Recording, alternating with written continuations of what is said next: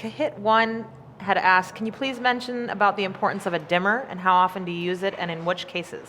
Oh, actually, that's a great question, and thank you for reminding me of the things that I forgot to mention. And I use dimmers an awful lot because especially for night scenes. In night scenes, I love to simulate practicals a lot. I always ask the art department to give me as many practicals as possible. And by practicals, I mean working lamps, like table-side lamps or bedside lamps or hanging lamps or lights in a set, sconces on walls and things like that, because it then gives you a way of justifying light sources. The more practicals you have, given my own devices, I end up having a set that looks like Lamps Are Us, with thousands of lights everywhere, and it's nice to have the option and then strip them away, just because you don't know where the actors are going to go. And if you have a practical, then there's a way of simulating a source as if it came from that practical. And I think that's what creates reality in lighting, when you can create believability that lighting comes from practicals. And going back to the question, I do use dimmers a lot because night scenes, I love studio lighting like that to be slightly warmer than 3200. I'd like to work down at 2600 or 2800 thereabouts, which is, it's the equivalent of putting a quarter CTO. Actually, let me just demonstrate that while we're here.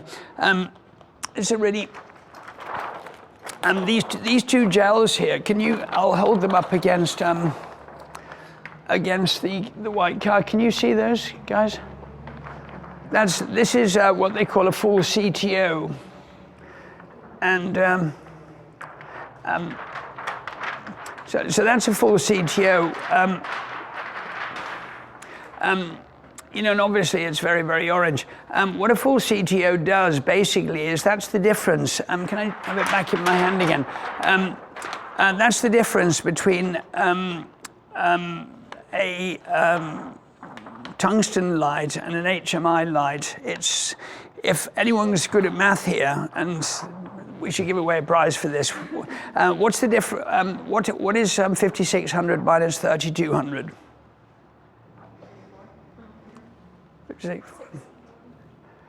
I went to public school. Yeah. What's the wired shift values? Yeah, exactly. I'm talking about the Kelvin shift on each of these filters is exactly the same, but in opposite directions.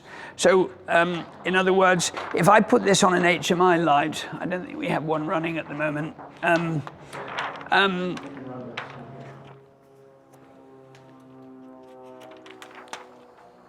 It'll just take a little time to come up. But in the meantime, what I can show you is that this is a 3200K light. And can I save this? Because I think it'll probably end up polluting it. If I put a full blue on this, it raises the degrees Kelvin so that becomes a daylight color source. So don't look at the actual filter, but if you look at the card up there, that's as near as damn it 5600, and it should be very, very close indeed to the color of this, which doesn't have a filter. Now, if I take this one and I put it on here and take that one off, we basically achieve the same kind of thing. There's always a tiny bit of off balance because gels are never perfect. Sometimes they have green in them and things like that, but as close as damn it, that's what you get. So 32 from 56 is, what was that, 2400? 2400.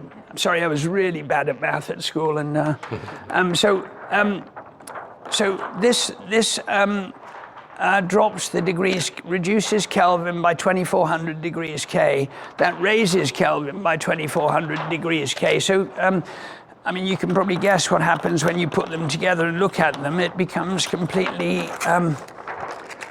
neutral. So it becomes an ND because they both cancel out because one's shifting upwards and one's shifting downwards. And the same thing works. The same thing works with a quarter, an eighth, a half, and these gels, they come in, lots of different strengths. They come in eighths, quarters, halves, just to shift the degrees Kelvin by the proportionate amount. But that's basically the difference between daylight balance film and daylight balance film and studio balance film. 3200 is 2400K difference. And so that's, when you think about that image of a piece of iron in a fire, and you think about this, it'll help you enormously understand color temperature. There's a whole other facet of it too, which is the greens and the magentas, because the green magenta shift is a whole other thing that I'll go into later and talk about. But this is, if you really want to understand about daylight and tungsten lighting, this is what you need to know about. And it's very, very valuable information. And so there we go. Well, thank you, Gail. Great. One more question for you is, we know that you're about to set up a night scene, or can you explain a little bit to the audience what it is that we're filming here, or what it is that we're setting up? Yeah, basically, we're going to sort of finesse it properly after lunch because we have some wonderful actors coming to join us. But basically, I'm just going through the very rough and very simple conventions that people use in night photography, just to create mood and to create atmosphere. So that's basically what we'll work on until lunchtime, which I think is at 1 o'clock. Otherwise Celeste will kill me. And so we'll start working on that. Let's save this guy. Well, we can keep this on for the moment because that's not a bad color. But if we save this guy, and if I might give these to somebody, that would be a lovely thing.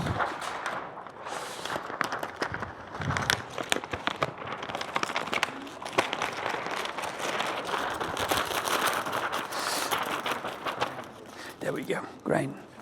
Now, very conventional night scene. Let's just save this guy and go really moody for a second. What have we got on there? Is that green and blue plus? let's just change that to a full blue and a half green, if we may. Sorry to change my mind on you.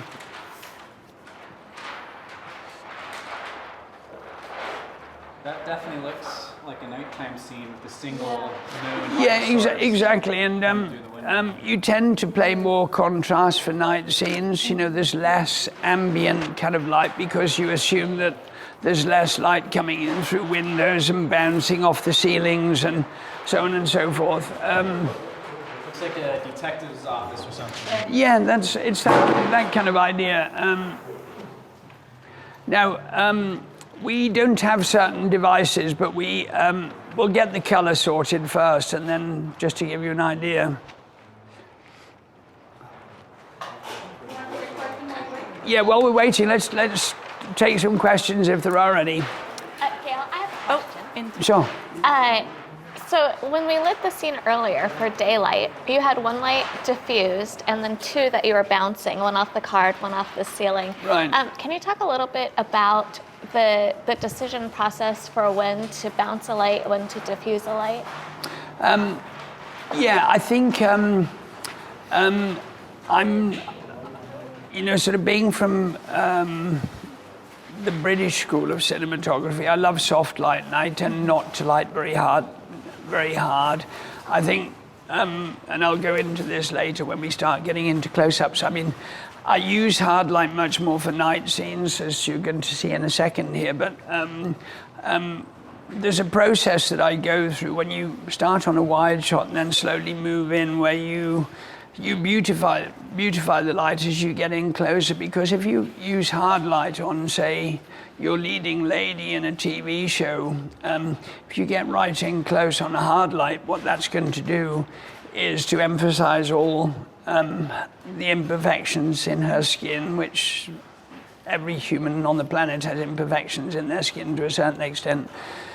So you tend to soften the light as you go in, but you do it in gradual stages so you don't notice the jumps, you know. And so that's the process we'll go through this afternoon. But was that anything to do with the question? That was part of it, yes. yeah. Do you have a preference between bouncing or diffusing when you're softening light? It just depends on ease of use. I mean, in this case, bouncing is much easier than diffusing light from there. As it happens, I mean, I'm constantly aware of colors. That's probably equivalent, that ceiling, to having a quarter CTO on it. So if I wanted to make that more neutral, I'd put a quarter blue on the light, you know, just to take out the creamness of the fact that the paint is not perfectly white, you know, compared to, say, the wall, if you look at the differences. And Definitely. if you start looking at things like that, you start to see those in almost filter changes that you could apply to kind of balance them out. That's, you know, if you put a light on that white wall and then a light on the ceiling with a quarter blue on it, they'd probably end up looking very much the same, you know, or the bounce back would be very much the same, you know. Thank you. So now what, we don't happen to have one here, but you could do several things with this set. I mean, you've just basically got the very, very beginnings of a night scene in an office, and several things here. First of all, could we raise the lamp right up so that it sort of, or actually, let's use the flag the way we had it. Let's put it at 45 degrees and just use the flag to sort of cut into the bookcase a little bit. And if we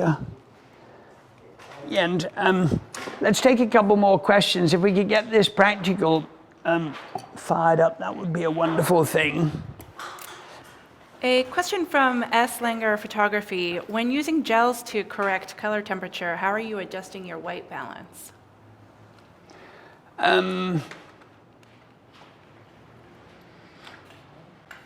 That's interesting. I mean, the thing is, I think I just do it by the way it looks most of the time, because I know what a quarter CTO does. And those are the colors I'm going for. I know if I didn't put a gel on the lamp, it would be very neutral, because a 3200 watt lamp like one of these, as long as the bulb isn't old and worn out, it's 3200 and it'll give you a very neutral situation. I mean, so I purposefully add gels to avoid white balance. I never use white balance on anything, because I think there's no point in using gels if you use white balance, because if you hold a piece of white card and expect to take a white balance card, just by changing the angle of the card, it'll change completely the white balance reflection you get. For example, if you take it outside and you hold it like that and you have sunlight on it, it'll give you one white balance. If you hold it like that, it'll catch more blue skylight and give you a completely different balance. So I actually find white balancing off cards something I never do. And I just go by eye, what looks good, and you know, and knowing the materials I'm working with and what they do, if that helps. Follow-up question, Gail.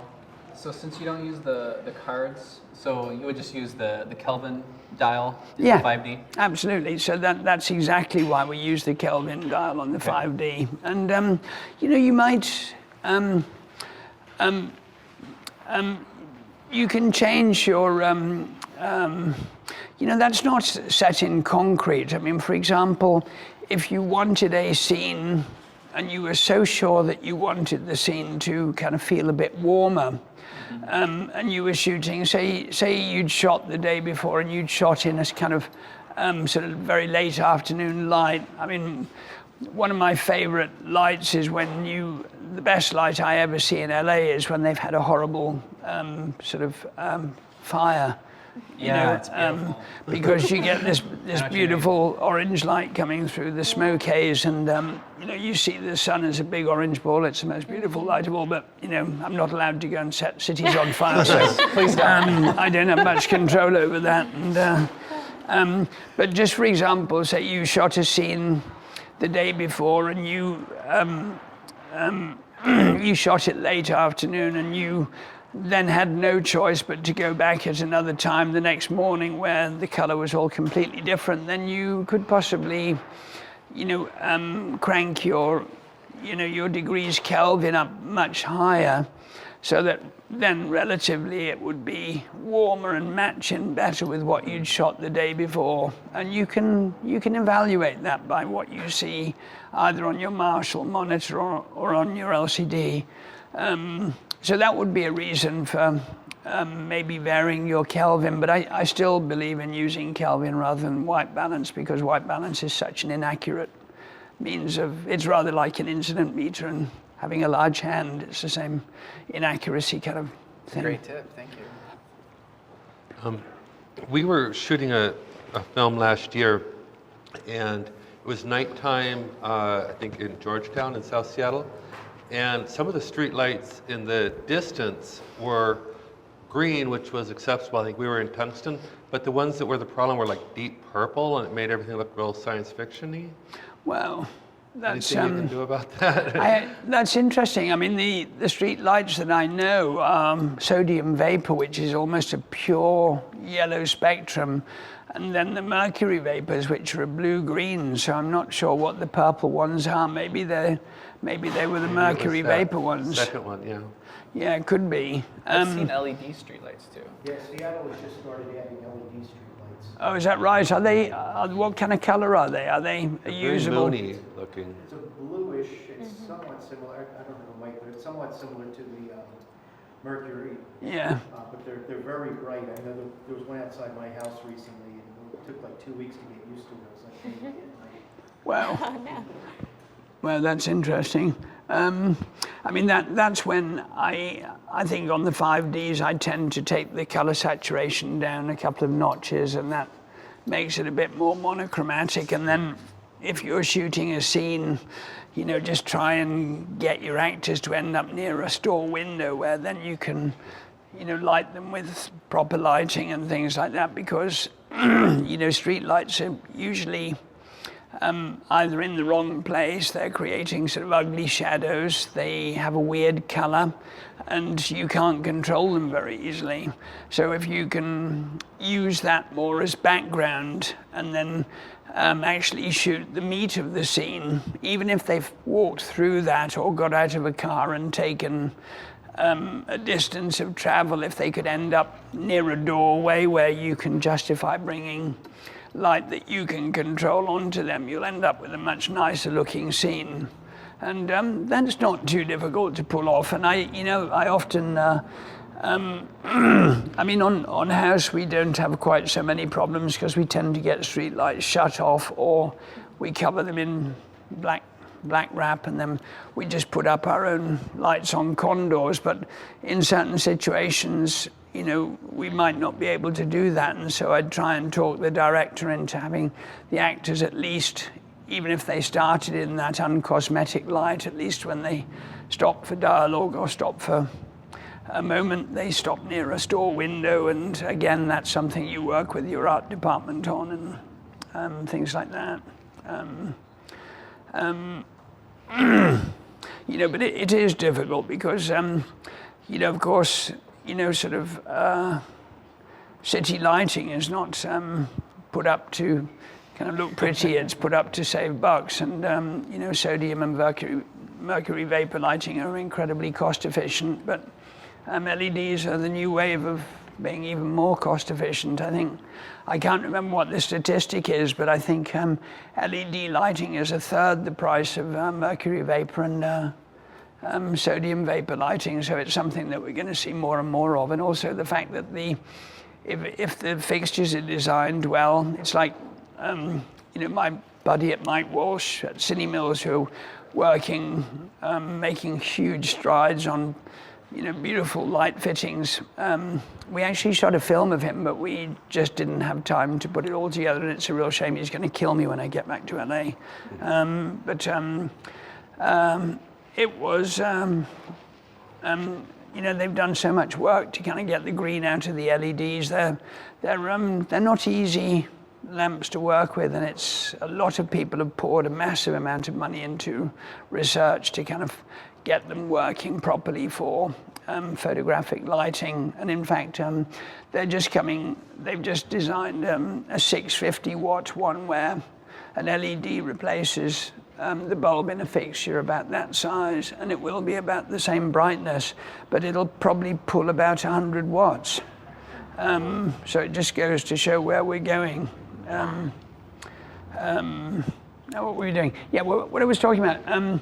This is, can I do one thing? The vertical flag, let's put it at a 45-degree angle so it's just not straight up and down, and it runs kind of across the set, kind of in this kind of direction. Yeah, just take it, keep going to the, go lamp left on it. Keep going, keep going, keep going, keep going. And then just lower the whole thing down a wee bit, if we may. Actually, just try coming in, reversing the flag and come in from the other side, and then I just want to, is this practical working or is it workable? If we could get, we'll take a few more questions, we'll get this practical working. What I'd love to do is to put a really nice slash shadow down here, and then we'll glow this desk up with the practical, and bit by bit we will build a night scene. Gail, a question from Deanster is, do you ever use a color temperature meter? Yeah, you know what? I do, but mostly to check HMIs, because HMIs are phenomenally famous for kind of, when the bulbs start to get a little bit old, especially when they're rental, they can go green or magenta, and that's one of the most horrible kind of color shifts that you can capture on either film or digital, is this shift in green and magenta, because magenta is such an unnatural color. It's not found in nature very much, and it's my least favorite color, magenta, because it's just plain ugly. And when you get into the situation where you have a lamp that's slightly magenta and a lamp that's slightly green, and they're both doing things in the same set or in the same shot, it's very, very difficult to correct that. And so it's important to have a color temperature meter to check HMIs particularly. That doesn't really happen with tungsten lights in my experience, and I don't think it happens very much with Kinos, but it's certainly a danger with HMIs.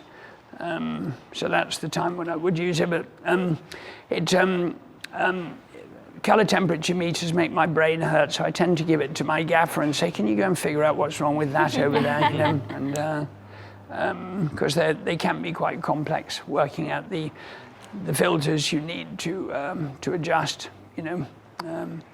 Because again, don't trust your eye. A color temperature meter will be much more accurate than your eye, because your eye will eventually adjust to the green. I mean, you know, if we just put the house lights on here, for example, after about 10 minutes and there was nothing else on, there'd be nobody that would notice that the tubes here would be green, and they're really, really green. And, you know, and it's just your brain sort of compensating and doing too good a job, basically. So where were we? Cool, now we've got a practical going. Now we're starting to cook a little bit. Can we put a,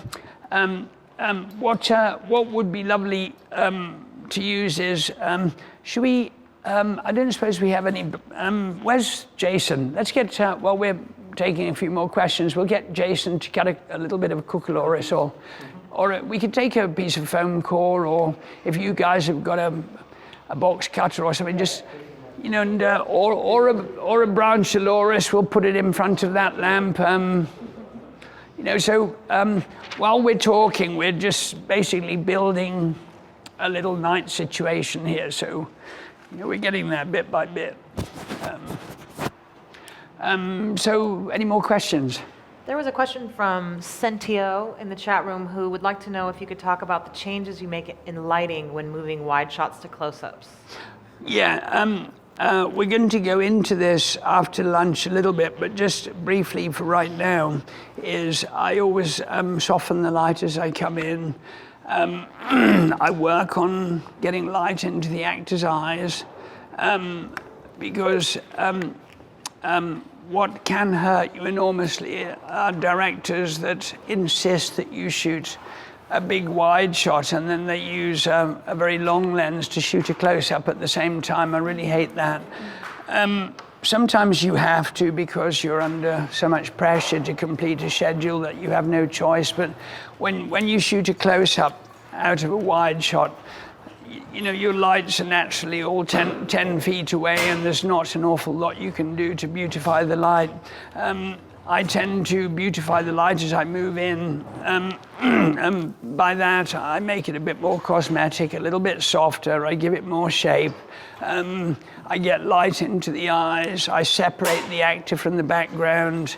I defocus the background so the eye goes straight to the actor because that's where you want your audience to be looking. So that would be the general process, and we'll kind of illustrate that after lunch once we have our actors coming in. You know. Great, thank you. We have a few questions, Gail, about the practical lights in there. Do you replace bulbs in the practical lights to high wattage lights, or do you leave them at 60 watt or 100 watt? Good question. Very often I replace them with higher wattage ones and then put them on dimmers so that I can dim them to what looks nice. You know, we're sort of not in our home base here, so we don't have some of the more sophisticated things. We might have a dimmer, I don't know, but I would tend to put a 150, for example, and then dim it right down. So, because obviously wrapping practical lamps with gels is a bit of a pain in the A, and and much better to do that with a dimmer. And also we use quite a lot of globes called photo floods, and they have a very short lifespan, so it's always a good idea to have them, to bring them up slowly on a dimmer and then take them down on a dimmer so they don't get what I call, you know, sort of filament shock when you suddenly whack them with the full 120 volt power. If you bring them up slowly, it's like in your house, it's always a good thing to have your whole house system on dimmers. Your light bulbs will last 10 times longer. If you bring them up slowly, then just switch them on.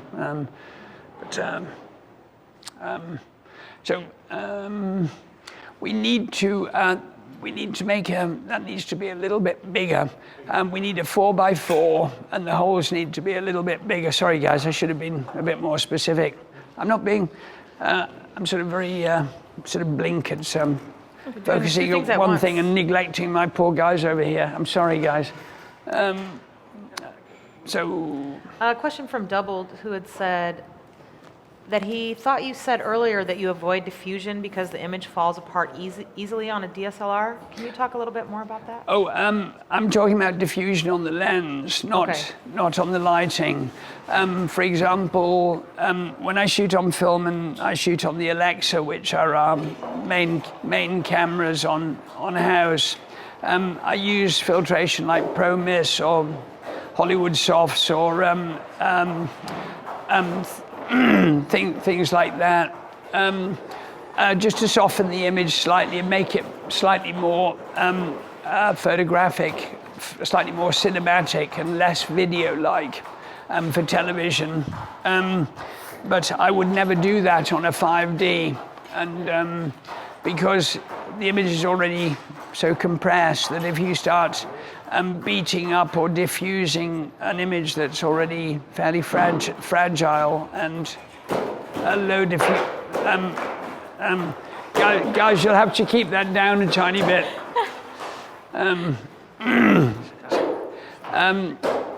You know, putting diffusion on HD DSLR lighting is no, being completely thrown.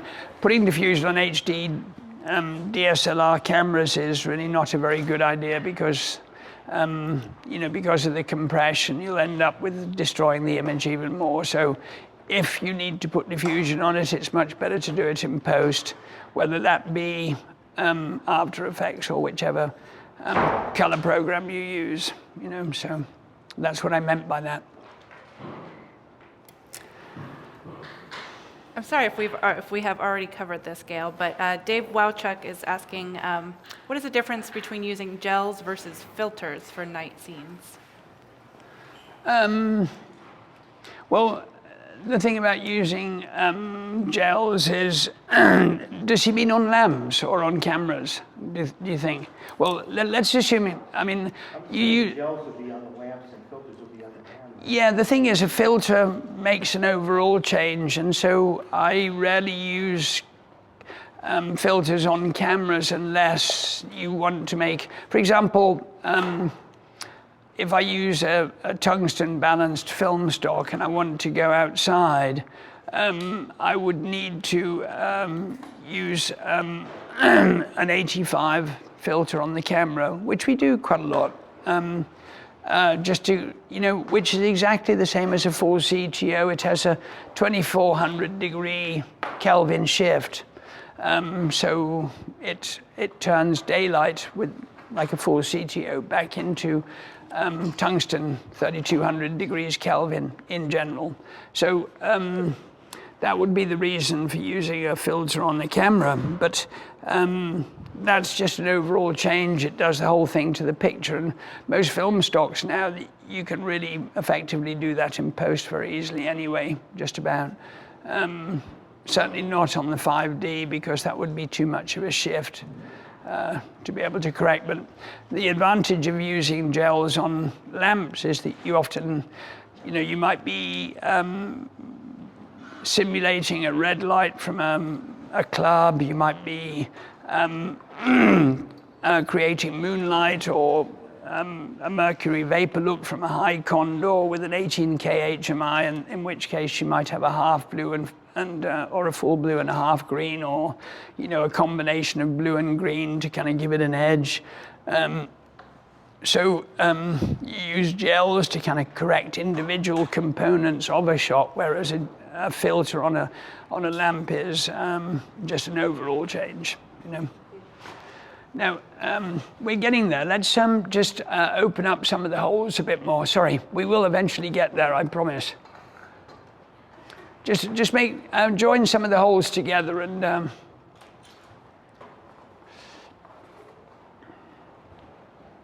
so we'll take a few more questions. Sorry, this is a little bit of a process. Can I ask you a random question? What do you think of 3D films? Because I know you like depth of field, and that's not something you can really do. You know what? Apart from a few sort of big movies in the theaters and things like that, I think they're kind of fun, but I find it sort of gimmicky,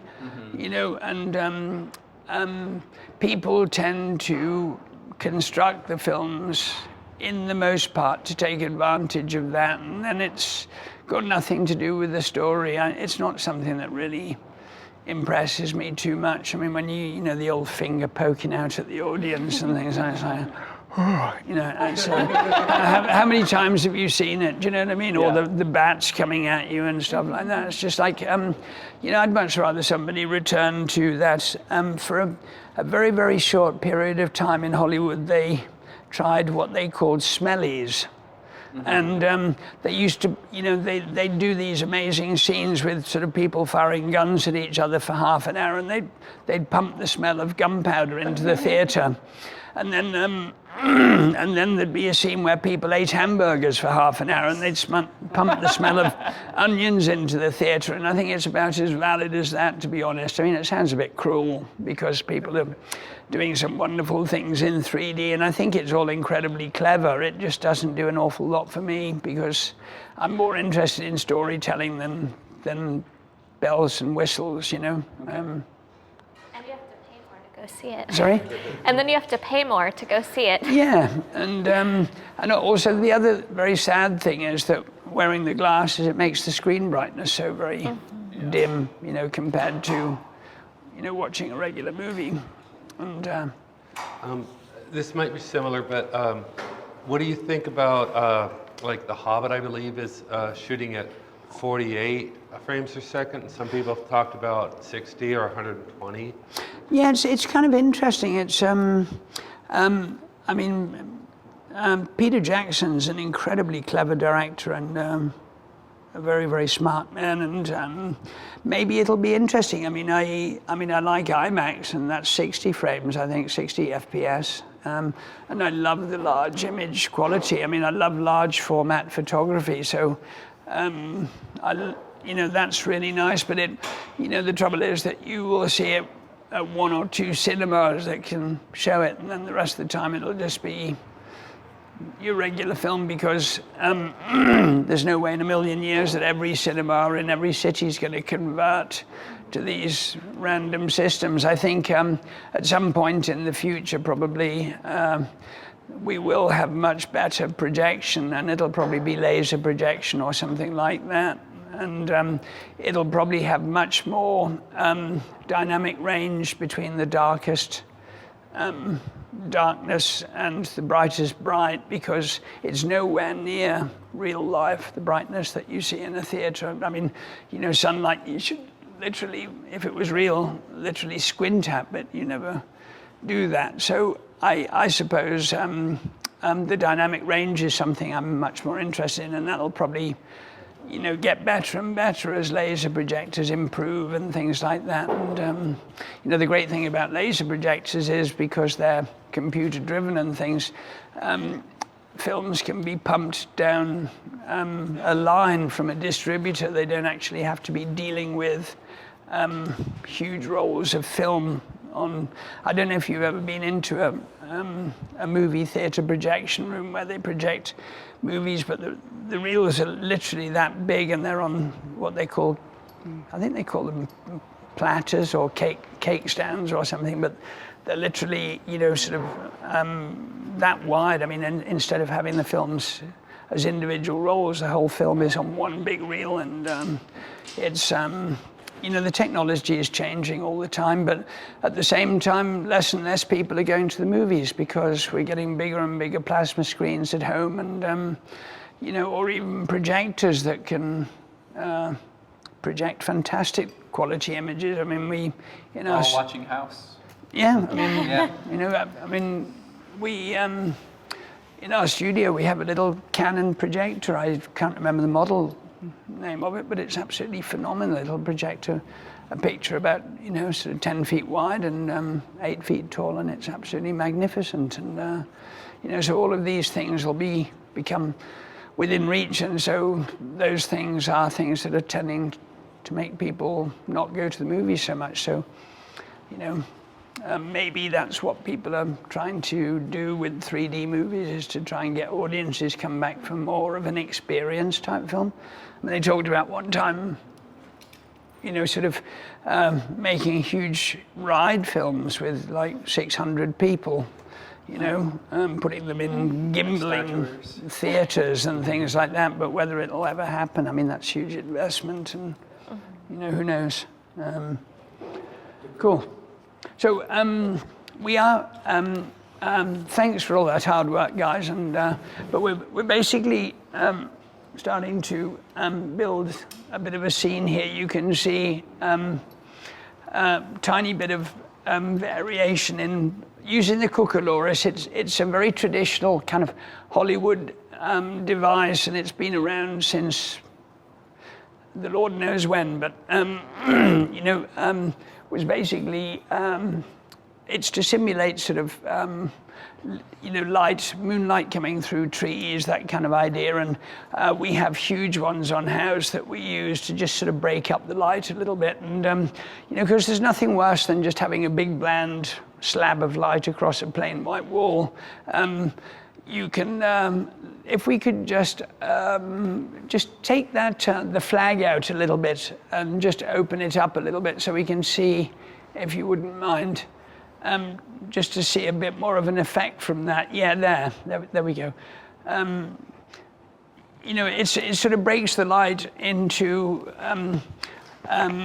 pools of light rather than just a big flat area. It makes it much more interesting.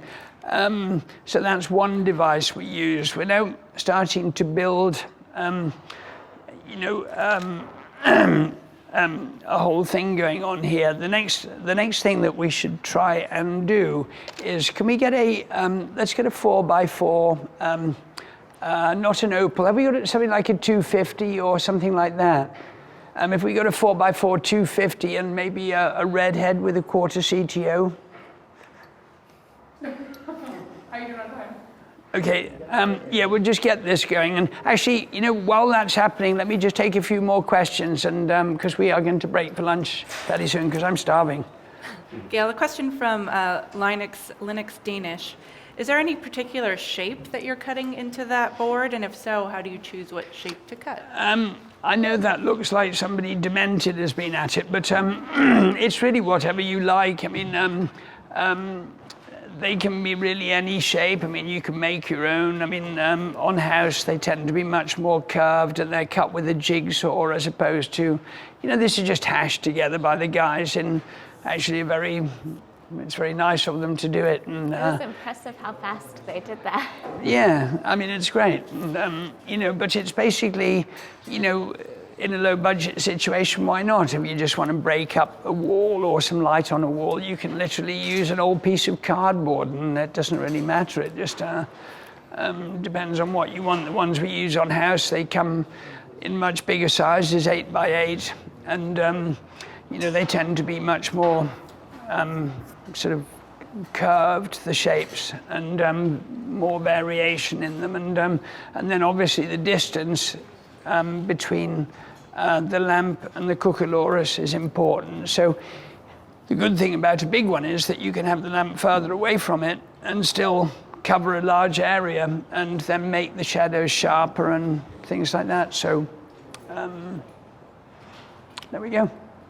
So we're getting there bit by bit, and cool. After lunch, we'll get into simulating the light coming from this practical. So we've probably got time for just a couple more questions, I'd imagine, if there are any more. Or is everyone asleep? There's quite a few more questions, Gail. The person's name is and they would like to know if you can give it HMMM. Can you please give a quick, simple way to create shape and texture with lighting on a subject? I know you talked about creating shape yesterday, and people are really curious about, when you talk about that, what you mean. How do you accomplish that? Well, it's really the angle of light that you choose to attack a subject. I mean, obviously, if I'm a camera and I've got a light right above my head and it's going straight at you guys, it's going to be incredibly flat. So the more round the side you go, the more texture you're going to pick up. It's like you can get texture out of a flat piece of paper if you light it in a sharp enough slice angle. And I can show that after lunch, and we'll start to get into that when we create shape in the set after lunch. But it's basically not using flat light, and using light to create shape, by going around at an angle. I mean, that's what I kind of meant. Hopefully that makes sense. I think it does. The question keeps coming up, so Right, sure. make sure we get it. Question from Brian Harley. Gail, can you talk about motivated and unmotivated sources? When is it okay to cheat? I like to cheat with my backlights simply because backlights look good. I think it's, it depends. I mean, again, it's all a matter of personal taste. I mean, we all cheat as DPs, because one of the things that I think is to be avoided is to, have your actors blend into the background too strongly. If separation of your actors from the background is incredibly important. So if that means that you have to cheat and use backlight, then all very well and good, because there are some things that are worse than others. And if your actor looks like he's glued to the background and there's no contrast, guys, I think we're going to have to do that outside. That you know, so it's terribly important to think about separation of your actor from the background, whether that means, you know, using backlight, that's fine. So I always think it's nice to kind of justify to yourself where a light might be coming from, so that you can then lie to yourself and exaggerate to yourself. Because I think if you can figure any kind of motivation, it'll make your lighting end up more realistic, to my mind. But some people don't give a damn, you know. Bob Richardson, who's a wonderful DP, he just puts his light wherever it kind of looks great. I mean, he has shafts of light coming down on top of actors' heads, and he does some beautiful work. It's just all personal taste, and I'm not saying that the way I like to light is right for everybody. It's just the way I work and what I like as an aesthetic, you know. You know. Gail, maybe before we go to lunch, can you just, from DJL in the chat room, can you just quickly review what is currently in place from Light Out? Yeah. The gels and the flag?